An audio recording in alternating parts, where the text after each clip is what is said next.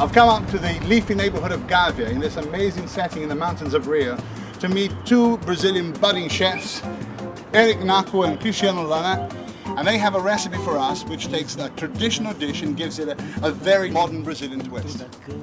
So Eric, what are we calling this thing? So we're gonna do today ceviche style moqueca.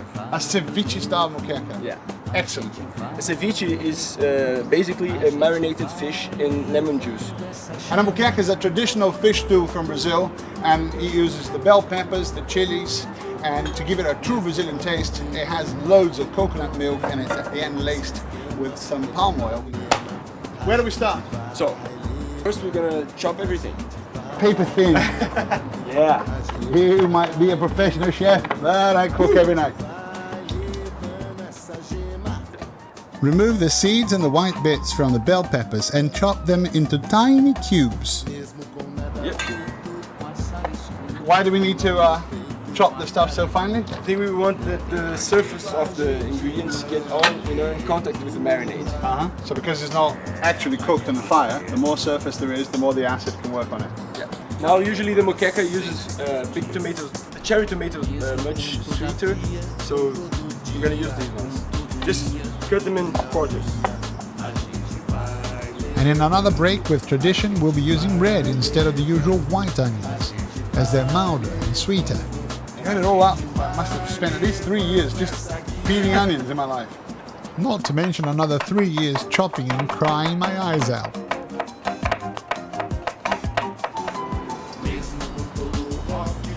We're gonna just squeeze the lemons. These are called limes in England. Oh, the limes. Sorry. So if you're in a very modern kitchen, you can get a juicer. That's for wimps. Strong hands. Let's get it. The good thing about the coriander is that you can use it whole, You can use even the roots. You don't need to chop things too finely, but do chop it quite fine so that when you're eating it, you don't bite into a big piece and overpower the taste of the fish, because the fish is the thing. It's the star. The star. We're using here a robalo, which is a fish that I don't think you have in England. We're using it because it has a quite consistent flesh. Yeah. So a turbot or a sea bream or a sea bass would be nice. And when you arrived here, you told me that you had a very, very special technique of skinning the fish. Is that it? I'm sure you know it. Just little nick here in the tail. Get in there, then hold the skin, and you're basically pulling the fish more than pushing the knife. Oh yeah. Voila. Skin fish. Let's see yours. I'm not very good at it. I don't love fish. That's it. Hey. Look at that. Look at that. We're gonna just take this strap off, then cut it into cubes. Cubes. All right. The most important thing about this dish is you have to have really fresh fish, because we're not really going to put it in the fire and cook it. So you want to get it dead fresh so you can eat it fresh. So now we have everything. We have all the garnish, we have the fish, the lime juice, the coconut milk, then the oil, some salt, and pepper. So after a little tidy up, it's time to put it all together. Basically, you have the fish, you're gonna add the amount of garnish that you want here. And what amount do I want? When it comes, you will know. By eye. It's a very Brazilian recipe. Yeah, so just take your handful there. All right. I think you can do more. All right. Make sure that you get, everything together. I think it's okay. So now, the lime juice. Lime juice. Lime juice. Yeah. Just pour it on. And now, It's time for the coconut milk. The Brazilian, The Brazilian twist.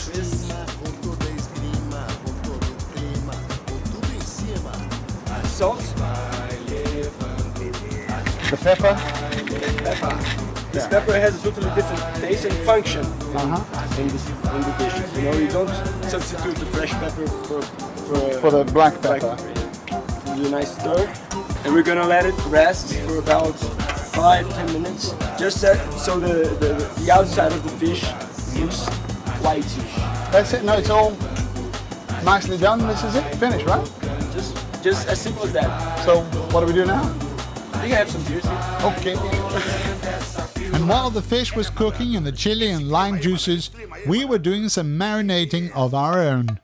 I asked Eric how he manages to keep fit while being around such great food all the time, and he was kind enough to show me some of his exercise routine. Everybody was kung fu fighting.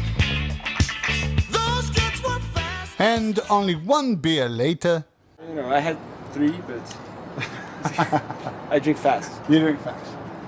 spoon the fish and the garnish into a martini glass and sprinkle some of the fresh garnish on top. Top up the glass with more of the marinade juice and drizzle some dende oil on top. Alright. How pretty does this look? Look at that. So, This is perfect. This is is good. absolutely perfect. I actually prefer this now to a cooked moqueca. Now run the rest of the garnish through a sieve and add a generous dose of cachaça to the remaining juice to make this great cocktail called Tiger's Milk.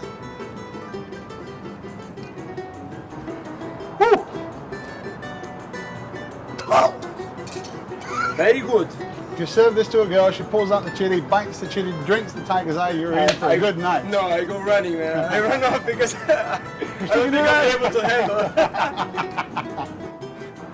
Eric, thanks very much, mate. Nice to see you again. Nice to see you. It's always good to see you. See you back in England.